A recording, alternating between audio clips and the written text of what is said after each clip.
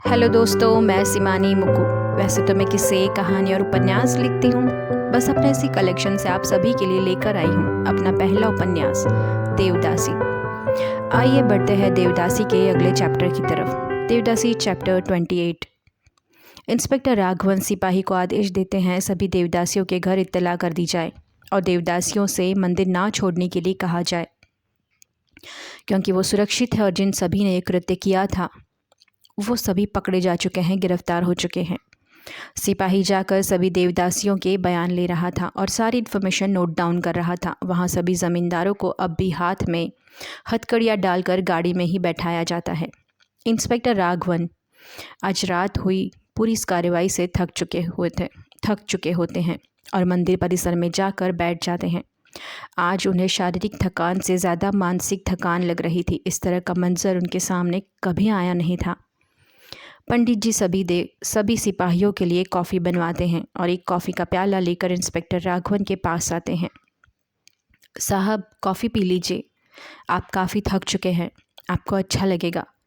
पंडित जी को देखकर इंस्पेक्टर राघवन थोड़ा मुंह बना लेते हैं, पर उन्हें कॉफ़ी चाहिए थी, इसलिए पंडित जी के हाथ से झट कॉफ़ी ले लेते हैं और एक एक चुस्की लगाते हैं। कॉफ़ी पीते पीते उनके विचारों का पहिया फिर से शुरू हो जाता है। इतनी पवित्र जगह पर इतना घिनौना काम होता रहा ये लम्मा। तुमने ये सब कुछ कैसे होने दिया, वो भी अपनी गोद में। अभी इंस्पेक्टर राघवन सोच ही रहे थे कि तभी कान के पर्दे फटने वाली आवाज़ हुई और इंस्पेक्टर राघवन के हाथ से कॉफ़ी का कप नीचे गिर गया। मंदिर के बाहर से कहीं से गोली आई थी जो सीधे इंस्पेक्टर राघवन को चूक कर कॉफ़ी के कप को लगी थी। ये देसी कट्टे से गोली छूटी हुई थी, इसलिए निशाना चूक गई थी, वरना तो कॉफ़ी के कप के बजाय इंस्पेक्टर राघवन ज़मीन पर पड़े होते। इंस्पेक्टर राघवन बिजली की गति से खड़े होकर हरकत में आ जाते हैं और सिपाही और पीछे से इशारा करते हैं कि सभी देवदासियों को कमरे में ले जाया जाए और दरवाज़ा बंद कर दिया जाए, और मंदिर के पास एक दीवार के पास सटकर खड़े हो जाते हैं और अपनी जेब से पिस्तौल निकालकर जिस दिशा से गोली आ रही थी उसी दिशा में शूट करने लग जाते हैं। दूसरे सिपाही भी हरकत में आ जाते हैं और सभी हथियार लेकर अपनी अपनी जगह ले लेते हैं। दरअसल ये अनंतनाग के पहलवान थे जो अनंतनाग के गिरफ्तार होने के बाद उसे बचाने के लिए मंदिर के बाहर से गोलियां बरसा रहे थे। कुछ क्षण बाद दोनों तरफ से धाई धाई गोलियां चलने लग गई। देसी कट्टे होने की वजह से उनके निशाने बहुत चूक रहे थे, पर इस तरफ से सिपाहियों ने 2-3 पहलवानों को मार गिराया था। इंस्पेक्टर राघवन मंदिर के परिसर की दीवार से दूसरी तरफ छलांग लगाई और पीछे से जाकर पहलवानों के पैरों में गोली मारी। सिर्फ 4-5 ही पहलवान बाकी थे, बाकी सारे तो डर के मारे भाग चुके थे अनंतनाग की गिरफ्तारी से। फायरिंग वही बंद हो चुकी थी। पूरे मंदिर परिसर में गोलियों की आवाज़ें जो थी अब बंद हो चुकी थी। पूरे मंदिर में कोलाहल थम चुका था। जख्मी पहलवानों की वैद्य जी से पट्टी कराई गई और उन्हें भी हथकड़ियाँ डालकर गाड़ी में ठूस दिया गया। तभी एक देवदासी दौड़कर इंस्पेक्टर राघवन को बुलाती है। साहब साहब, वो नीलवेणी अक्का को होश आ गया है। वो गोलियों की आवाज़ से अचानक से उन्हें होश आ गया। वो बहुत डरी हुई है साहब। इंस्पेक्टर राघवन तुरंत नीलवेणी के कमरे में जाते हैं। इंस्पेक्टर राघवन उसके पास जाकर उससे नज़दीक गद्दी के पास बैठ जाते हैं। अपने पास किसी अनजान आदमी को देखकर नीलवेणी ज़ोर ज़ोर से चिल्लाने लग जाती है। दूर हटो मुझसे, मुझे हाथ मत लगाना तुम। और अपने दोनों हाथों से अपने बालों को खींचने लग जाती है।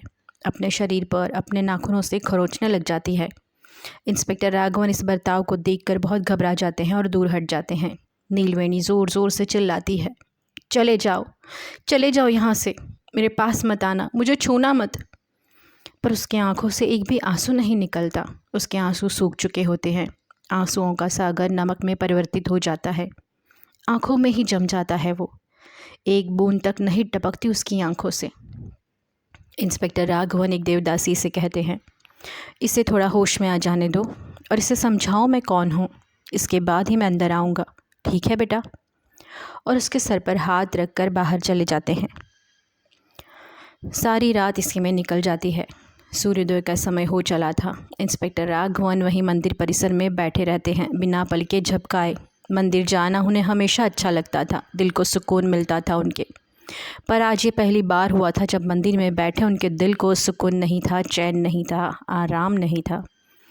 बाकी देवदासी अपने रोज़ के नृत्यक्रम कर तैयार होकर मंदिर में आ जाती है। तब एक देवदासी इंस्पेक्टर राघवन से आकर कहती है, साहब, अक्का को पूरी तरह से होश आ गया है, अब वो आपसे बातें कर सकती है, हमने उन्हें समझाया है। इंस्पेक्टर राघवन एक लंबी सांस लेकर उठ खड़े होते हैं। चलो, इस सूरज की पहली किरण ने कुछ तो अच्छा काम किया, और नीलवेणी के पास जाकर बैठ जाते हैं। नीलवेणी गद्दे पर अपने घुटनों को ऊपर कर अपनी छाती से चिपकाए हुए बैठी थी। नज़रें उसकी ज़मीन में ही गड़ी हुई थी। चेहरा उसका पूरी तरह मुरझाया हुआ था। आंखें तो ऐसी हो गई थी मानो किसी गड्ढे में खोल पड़ गया हो। देखो नीलवेणी, मैं इंस्पेक्टर राघवन शहर से आया हूँ।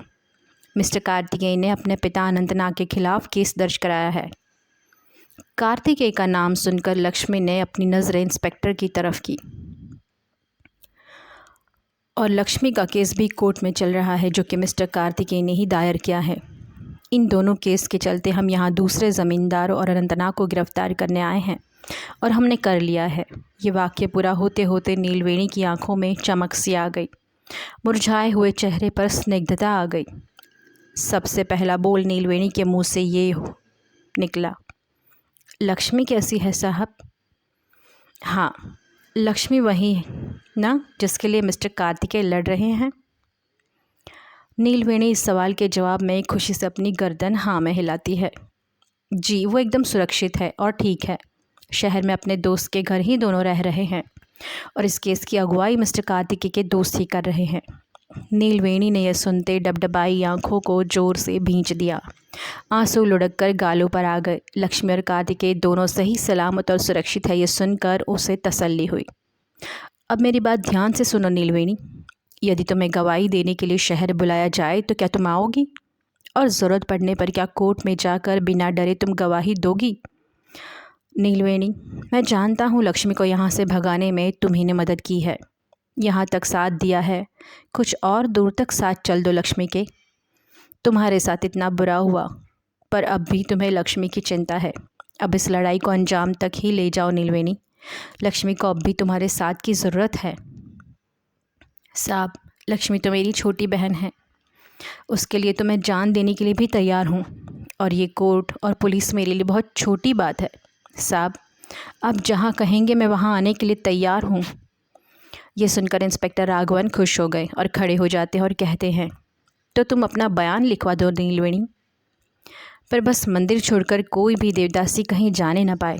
वैसे भी अब यहाँ डर की कोई बात नहीं है, अब कोई भी यहाँ परेशान करने वाला नहीं मिलेगा तुम्हें। तुम आराम से अपने दिन यहाँ काट सकती हो, तब तक यहाँ देवदासी की कुप्रथा खत्म न हो जाए। जब कोर्ट में केस की तारीख होगी तब हम बुलवाएंगे, और तुम्हें आना पड़ेगा नीलवेणी। नीलवेणी अपनी गर्दन हिलाकर कहती है, जी साहब, मैं ज़रूर आऊँगी। अच्छा, चलो तो फिर बहुत ही जल्द मिलते हैं नीलवेणी, और अपनी तबीयत का ख्याल रखना। हम लोग अब निकलते हैं, कहकर इंस्पेक्टर राघवन झट से कमरे से बाहर निकल जाते हैं। अब तक सारी देवदासियों के बयान दर्ज हो चुके होते हैं, सभी के नाम सहित सारी छोटी छोटी डिटेल्स भी।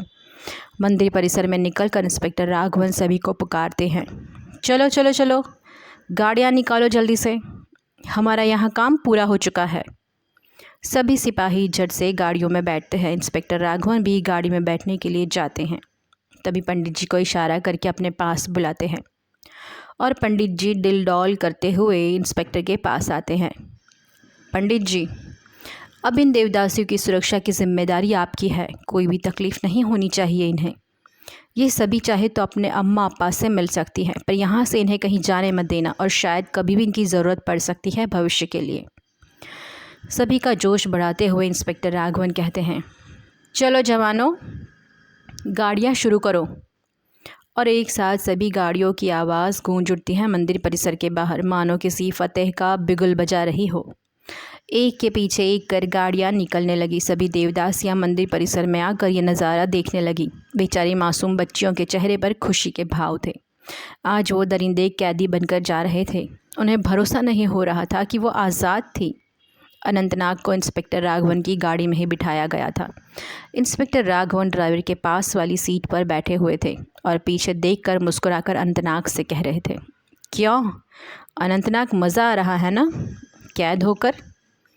अनंतनाग का गुस्सा तो पूरी रात में भी ठंडा नहीं हुआ था, बल्कि अब तो और भी बढ़ चुका था। वो कहते हैं ना, खिसियानी बिल्ली खंबा नोचे। बस अनंतनाग की वही हालत हो रही थी। अब झटपटा रहा था गुस्से से वो, उसके शरीर में आग लग चुकी थी। इंस्पेक्टर राघवन उसकी तरफ देखकर मुस्कुराए जा रहे थे। वैसे वैसे अनंतनाग का पारा और भी चढ़ता जा रहा था। छोड़ूंगा नहीं इंस्पेक्टर तुझे तो। मुझे और कितने दिन कैद रखेगा, मैं भी देखता हूँ। अनंतनाग को पकड़कर इंस्पेक्टर राघवन का काफ़िला शहर के लिए निकल चुका है। तो आगे अब क्या सही सलामत इंस्पेक्टर राघवन अनंतनाग को ले जा पाएंगे? जानने के लिए बने रहे मेरे उपन्यास देवदासी के साथ। और आपको कहानी कैसी लग रही है, मुझे कमेंट सेक्शन में साझा ज़रूर कीजिएगा। धन्यवाद।